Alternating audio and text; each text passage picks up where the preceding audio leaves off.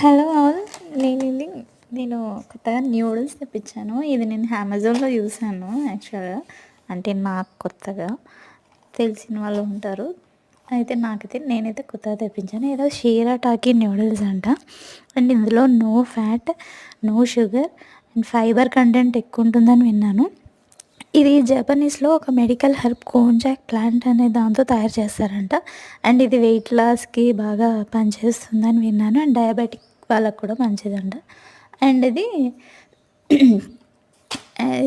దీని back side how to cook అని ఇచ్చారు. ఇది వాటర్ వస్తుంది. దాన్ని ఆ వాటర్ తీసేసి మళ్ళీ వాష్ చేసుకొని కుక్ చేయాలి ఇది.